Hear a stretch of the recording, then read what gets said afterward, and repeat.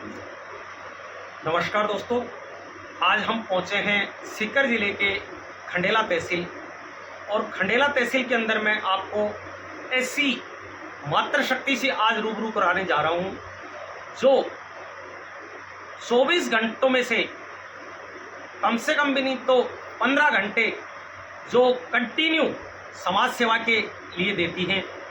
और आज मैं पूरे मेरे जितने भी दर्शक देख रहे हैं उनको भी मैं कहना चाहूँगा कि जो आज के युवा पीढ़ी है वो काफ़ी जगह पे आपने देखा होगा ऐसे कार्य वो भी नहीं कर पाती हैं जितनी एक हमारी बहन, बेटी, माँ ऐसे परिवार से निकल के आई हैं जिनका नाम है प्रतीक्षा जी पारिक। और वो खंडेला की धरा के ऊपर समाज सेवा का ऐसा कार्य कर रही हैं जो न कभी आपने सुना होगा और ना ही कभी आपने देखा होगा। उनसे मैं आज रूबरू करवाऊंगा आपको खंडेला के अंदर, क्योंकि आज 25 अप्रैल है और 25 अप्रैल को से पहले उन्होंने कई यहाँ जो नेत्र शिविर हैं वो लगाए हैं। और महीने में से 20 दिन आप पे को मैं जो बताऊंगा तो आप चकित रह जाएंगे। उनके फेसबुक पेज पे भी आप देखेंगे तो आपको देखने को मिलेगा कि 20 दिन वो सिर्फ और सिर्फ मोर्चरी, जो हॉस्पिटल की मोर्चरियाँ होती हैं, जो शव होते हैं उनके बीच में रहती हैं। जैसे लावारिस कोई हो या कुछ एक्सीडेंटल हो, उनके जो डेथ हो जाती है उनको हॉस्पिटल से निकाल करके उनका पोस्टमार्टम वगैरह करवा करके उनके परिजनों तक पहुंचाने का कार्य करती हैं।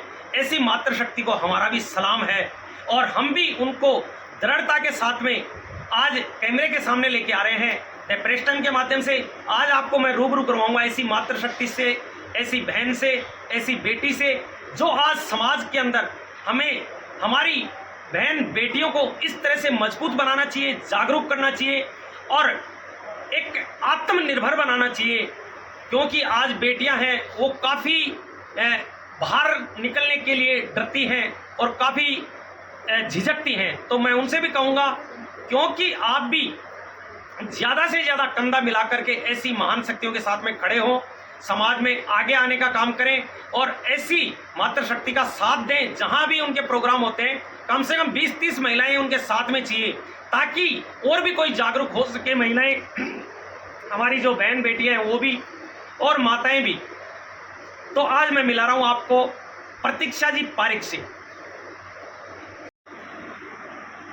आज हमारे साथ में है प्रतीक्षा जी और आज उन्होंने एक बहुत ही भव्य कैंप पे जो समापन करके अभी हमारे सामने कैमरे के सामने पहुंची हैं। क्योंकि आज कम से कम भी नहीं तो 35 से 40 लोगों को जयपुर पहुंचाने का काम किया है जो नेत्र शिविर था उनके अंदर।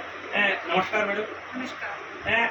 हमें देख के ऐसा लग रहा है कि मातृशक्ति तो हमने बहुत देखी है, बहुत अच्छी अच्छी सुनी भी है, क्योंकि रानी लक्ष्मीबाई थी वो भी बहुत एक दृढ़ थी। उसी तरह आप खंडेला की पावन धरा के ऊपर कार्य कर रही हैं और हमारे समाज को भी जागरूक कर रही हैं। और हमारी जो माताएं, बहनें, बेटियां हैं, आज बेटियां बाहर निकलने को डरती हैं, लेकिन आप एक कुछ अलग ही माहौल यहाँ तैयार किया है। समाज को सुधारने का भी काम कर रही है, समाज को जागरूक करने का भी काम कर रही है, मातृशक्ति को भी जगाने का काम कर रही है। तो ऐसा आप में कौन सा स्वरूप आया है, कौन सा दुर्गा का स्वरूप आया है जो आप इतना दृढ़ता से काम कर रही हैं? क्या आपको मोर्चरी में जाती हैं? मैंने देखा आपके फेसबुक पेज में भी मोर्चरी में जाते हैं, क्या आपको डर नहीं लगता शवों से? देखिए, हम सबसे पहले डर हमारे मन में होता है। अगर हम अपने मन का डर निकाल देंगे तो हमें किसी का कोई डर नहीं है। दूसरी बात ये कि मैं मोर्चरी में क्यों जाती हूँ उसका एक रीज़न है। मैंने ऐसे कोविड में ऐसी जगह पे देखा लोगों को जहाँ पर लोगों के पास में उनके खुद के बच्चे अपने माँ बाप को छोड़कर चले गए और उनके शव कम से कम 5-5, 6-6 घंटे तक ऐसे ही पड़े रहे। उस दिन से मैंने निश्चय किया कि अगर इनका कोई नहीं होगा तो मैं इनका अंतिम संस्कार कराऊंगी। और ऐसे बहुत सारे परिजन हैं जो कि पूरे हाड़ौती के अंदर, कोटा में कम से कम कोटा, बारा, बूंदी, झालावाड़, ऐसे करके बहुत सारे जो भी जिले हैं उनके अंदर कोई 80 किलोमीटर है, कोई 100 किलोमीटर है। वहाँ पर लोग अपने परिजन, उनके पास इतना भी पैसा नहीं होता है कि वो अपने शव को अपने नियत स्थान तक, अपने घर तक पहुँचा सके। उसके लिए मैंने निःशुल्क एम्बुलेंस कोटा में हाड़ौती क्षेत्र में चला रखी है। उनके द्वारा उनके परिजन को मैं बॉडी को सुपुर्द करवा के उनकी शव को घर तक पहुंचाने का कार्य करें। तो मैडम, कोविड के अंदर आपने कितने ऐसे परिवारों के जो लोगों को डर लगता था कि कोविड एक ऐसी महामारी है, ऐसी बीमारी है कि जैसे छूत की बीमारी होती है, उससे भी खतरनाक बीमारी थी, और आपने उस माहौल के अंदर किस तरह से जो लोगों के शव उनके परिजनों तक पहुंचाने का काम किया, अंतिम संस्कार तक का भी आपने काम आज भी कर रही है, पहले भी आपने शुरू किया था, तो जब से आप कर रही है तब से कैसा माहौल था? देखिए, उसके बाद से तो काफ़ी माहौल में बदलाव आया है, क्योंकि मैं ही हूँ और मेरे जैसे काफ़ी संस्थाएं हैं वो भी आगे बढ़ के काम कर रही है। जब देखती है ना कि कोई लड़की काम कर रही है तो लोग जागरूक होते हैं, उनको मोटिवेशन मिलता है और वो देख के आगे आती है। और काफ़ी लोगों में ऐसा नहीं बोलूँगी कि सिर्फ मैंने ही निःशुल्क एम्बुलेंस चला रखी है, ऐसे काफ़ी लोग हैं जो एम्बुलेंस चला के पहुँचा रहे हैं। और बाकी रही बात अंतिम संस्कार की, तो अंतिम संस्कार मैं उनका कराती हूँ जो बिल्कुल लावारिस होते हैं। हमें 3 दिन बाद पता चलता है कि इस शव का कोई भी नहीं है, तो हम लोग उनका अंतिम संस्कार पूरे क्रियाकर्म के साथ करवाया जाता है। मैडम, खंडेला क्षेत्र के अंदर काफ़ी आपने एक पॉपुलरिटी हासिल की है, समाज सेवी के रूप में आप उभर के आ रही हैं, तो यहाँ आपने खंडेला क्षेत्र ही क्यों चुना है? खंडेला मेरा गांव है जी, मेरा नेटिव प्लेस है, मेरा परिवार है। तो जहाँ से हम पले बड़े होते हैं, जहाँ पे हमारे परिवार वाले रहते हैं, जहाँ मेरे दादाजी का जन्म हुआ, तो मुझे मेरे दादाजी से प्रेरणा मिली कि जब इतना काम अपन अपने कोटा में कर सकते हैं तो खंडेला क्यों नहीं चुना जाए। उसी दिन से मैंने करीब 2022 से यहाँ पे काम करना शुरू किया और आज तक मैं निरंतर काम कर रही हूँ। मैडम, 2022 से आप यहाँ काम कर रही हैं, तो खंडेला क्षेत्र के अंदर आपने कितने नेत्र चिकित्सा शिविर अभी तक लगा चुकी हैं? देखिए, नेत्र चिकित्सा शिविर तो मैंने पिछले साल से ही शुरू किया था, जिसके अंदर मेरे करीब 8 से 10 कैंप हो चुके हैं और करीब 400 से 500 लोगों का ऑपरेशन हो चुका है। आज भी मेरा नेत्र चिकित्सा शिविर था, जिसके अंदर नेत्र प्रत्यारोपण हम लोग करवाते हैं, मुफ्त जांच होती है, जिनको ज़रूरत होती है दवाई की उनको दवाई भी दी जाती है, और कुछ लोग ऐसे होते हैं जिनको रेटिना का प्रॉब्लम होता है तो उनको डिस्काउंट भी मिलता है जब वो शंकरा हॉस्पिटल पहुँचते हैं। तो करीब 8 से 10 कैंप हो चुके हैं मेरे खंडेला में, और कोशिश है कि निरंतर इस कार्य को जारी रहूंगी, क्योंकि मैंने देखा है कि खंडेला में सबसे ज़्यादा प्रॉब्लम पानी के साथ साथ आंखों की भी है। मैं हर बार ये सोचती हूँ कि हर बार कैंप में शायद इस बार कम पेशेंट आएंगे, लेकिन दुगनी मात्रा में मुझे पेशेंट मिलते हैं हर बार। मैडम, पानी के लिए भी आपने पिछले साल भी काफ़ी मेहनत की थी, क्योंकि लोगों तक पानी पहुंचाने का, टैंकर पहुंचाने का काम किया था। यहाँ खंडेला के अंदर अभी आपने देखा होगा, क्योंकि कई जो ऐसी संस्थाएं और भी काम कर रही हैं, वो भी काफ़ी पानी के लिए यहाँ खंडेला के अंदर इतनी किल्लत है कि लोगों का पानी पीने का मुहैया नहीं हो पाता है। कपड़े धोने का तो जाने दो, लेकिन पीने का पानी मुहैया नहीं होता है, और उसमें भी होता है तो उसमें फ्लोराइड ज़्यादा है। जिनको आंखों की तकलीफें होती हैं, घुटनों की हैं, जॉइंट पेन से, ऐसी काफ़ी दिक्कतें होती हैं। तो इस बार आपका क्या प्लान है? क्योंकि मैं सुनने में आ रहा है कि अभी कुछ ही दिन में आप वापस से यहाँ टैंकर लगा रही हैं और पानी की भी व्यवस्था कर रही हैं। जी, निरंतर ये 2 साल से मेरा कार्यक्रम चल रहा है, जिसमें अपने के द्वारा निःशुल्क, अपने फाउंडेशन के द्वारा निःशुल्क टैंकर सप्लाई किए जाते हैं पूरे खंडेला नगर पालिका के अंदर।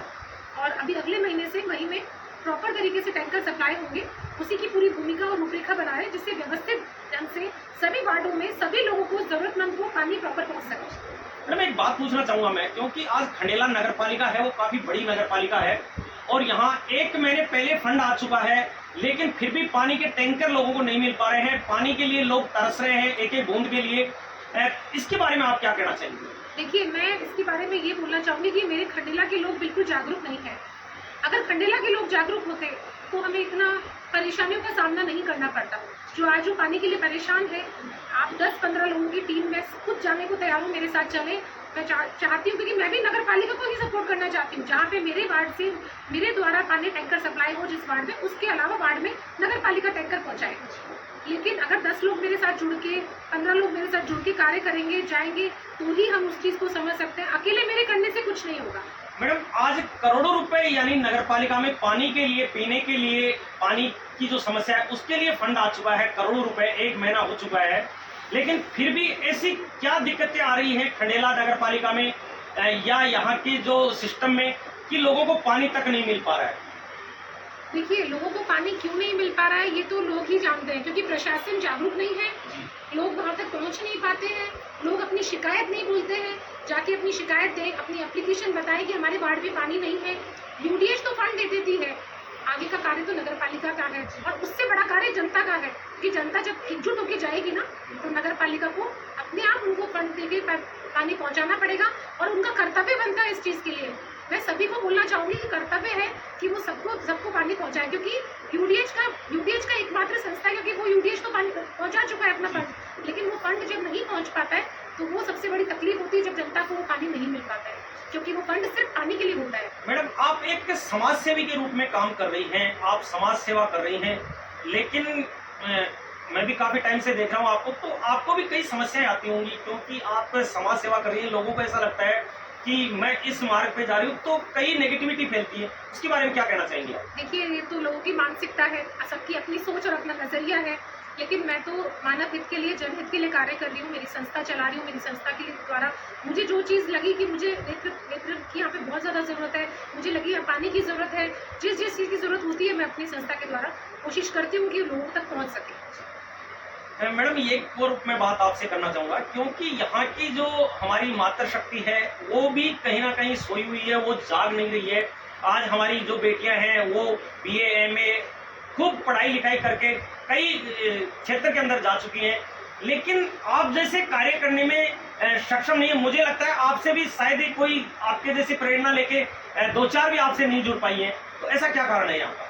देखिए, मैंने यहाँ पे देखा है कि महिलाएं बिल्कुल भी जागरूक नहीं है, महिलाएं बाहर निकलना ही पसंद नहीं करती हैं यहाँ पे। और मैंने इसके लिए एक मुहिम भी चलाई थी कि आंगनबाड़ी की महिलाओं को बाहर निकाला। आंगनबाड़ी महिलाओं का एक सम्मान समारोह मैंने पिछले महीने रखा था, जिसके अंदर अपने खंडेला नगर पालिका की सभी लोगों को, सभी जितनी नगर पालिका के अंदर आंगनबाड़ी की जो भी कार्यकर्ता है, आशा सहयोगिनी है, उन सभी को बुला के सम्मानित किया था। लेकिन मैंने ये नोटिस किया है कि यहाँ पे लोग, महिलाएं इतनी जागरूक है नहीं। महिलाओं को जगाना पड़ेगा, महिलाओं के अंदर ये डालना पड़ेगा कि आप लोग आगे आओगे तब सब लोग आगे आएंगे। तो मैडम, कभी ऐसे परिवारों से भी आपने मिलने का प्रयास किया है जो बच्चियां हैं, एक घर के अंदर 5-5, 6-6 बच्चियां हैं, पढ़ी लिखी हैं, काफी परेशान हैं उनके परिवार, और वो बाहर नहीं निकल पाती हैं, कुछ कर नहीं पाती हैं, तो उनको क्या संदेश देना चाहेंगे आपके माध्यम से? देखिए, मैं उनको एक ही संदेश देना चाहूंगी कि लड़कियों का बाहर निकलना इसलिए जरूरी है कि किसी पे डिपेंड नहीं होना है, क्योंकि आने वाले टाइम किसी को नहीं पता है। तो सबसे पहले हम पढ़ाई किस लिए करते हैं? हमें पढ़ने के साथ साथ, शिक्षा के साथ साथ हमें खुद पे सेल्फ डिपेंड होना बहुत जरूरी है। अगर कोई सेल्फ डिपेंड होगा तो उसको जीवन में कोई नहीं हरा सकता। तो मेरा सभी से यही अनुरोध है कि सब लोग आगे आए, अपने बच्चों को बाहर निकालें, उनको जो करना चाहती है उसको मौका दें, और आगे से आगे उनको, मैं चाहूँगी मेरे से अगर कोई काम ऐसा रहता है तो मैं उनके लिए आगे बढ़ के करने को तैयार हूँ। मैडम, एक क्योंकि अभी गर्मी का मौसम चल रहा है, और आज भी यानी आप खंडेला का या तापमान देखेंगे, सीकर जिले का देखेंगे, तो कम से कम मेरे हिसाब से 40 से 45 के बीच में टेम्परेचर है। हमारे जो पक्षी हैं वो भी काफी परेशान होती हैं, क्योंकि मानव सेवा तो आप कर ही रही हैं, लेकिन यहाँ के जो प्रत्येक के जो परिवार हैं, तो उनको क्या संदेश देंगे? क्योंकि आज पक्षी हैं वो काफी परेशान हैं, पानी पीने को नहीं मिल पाता है, तो उनको क्या कहना चाहेंगे आप? देखिए, पिछले साल मैंने बहुत सारी यहाँ पे परिंदों के साथ साथ खालियों में और सब जगह, चारों धाम के इधर सब जगह पानी डलवाने का कार्य किया था, लेकिन ये एक अकेले के करने से कुछ नहीं होगा। बिल्कुल, मैं सभी परिवारों से कह रहा हूँ, आप क्या समझ? हम छोटे छोटे ग्रुप में इतना काम तो कर सकते हैं कि अपने आसपास कुंडियाँ रखें, उन कुंडियों को भरें, तो कम से कम पशु पक्षी के लिए इतना पानी, 1 बाल्टी पानी तो हर इंसान निकाल सकता है। तो मैं सभी से ये संदेश देना चाहूंगी कि 1 बाल्टी पानी हम पशु पक्षियों के लिए हर दिन हर घर निकालें, तो शायद ये परेशानी से मुक्त हो सकते हैं। मैडम, हमारे दर्शक देख रहे हैं, क्योंकि आपने काफ़ी अच्छी बातें बताई है, और हम भी आपकी जो कम से कम भी नहीं तो आज 6-7 महीने से देख रहे थे, लोगों में एक अलग ही मैसेज जा रहा था, लेकिन हमारी टीम कंटिन्यू आपके ऊपर नज़र रखे हुई थी, और हमारी टीम ने आज आपसे रूबरू भी हुए कैमरे के माध्यम से, और जो कुछ सुनने में आ रहा था वो कुछ अलग पाया है, और आज हमने कुछ अलग देखा है। इसके बारे में क्या संदेश देंगी हमारे जो दर्शक देख रहे हैं उनको? देखिए, मैं आपको सिर्फ इतना बताना चाहूँगी कि मैं जनहित का कार्य कर रही हूँ। मेरा काम सिर्फ लोगों तक अपनी जो भी मेरे फाउंडेशन से मदद हो सकती है वो पहुँचाना है, उसके अलावा कोई ऐसा काम नहीं है। मैं चाहती हूँ कि लोग मेरे से जुड़े, मेरे पास आएँ, और मेरे फाउंडेशन से जो मदद हो सकती है मैं उसके लिए पूरी तरीके से तैयार हूँ। तो आप देख सकते हैं, प्रतीक्षा जी जो हमारे साथ में जुड़ रही थी, बहुत अच्छी बातें बताई हैं, और एक बार मैं फिर मेरे चैनल के माध्यम से कहना चाहूँगा सभी को कि आप ज़्यादा से ज़्यादा जो महिलाएं हैं, मातृशक्ति है मेरी, उनको भी, मैं भी मेरे चैनल के माध्यम से एक बार फिर निवेदन करूंगा कि ऐसी महान शक्तियों से जुड़िए आप, क्योंकि निडरता से बाहर आइए, और जो बेटियां हैं वो भी इनके साथ में मिलके काम करिए, मातृशक्ति है वो भी इनके साथ में आके आप इनका हाथ बढ़ाइए, ताकि ये आपसे कोई पैसा नहीं मांग रही है, न आपसे कुछ अपेक्षा करती है कि आप, लेकिन सिर्फ कंधे से कंधा मिला के ऐसी महान शक्तियों से आप जुड़िए, मातृशक्ति से जुड़िए और इनको भी कुछ सहयोग मिले और आपके परिवारों को भी कुछ सीखने को मिले।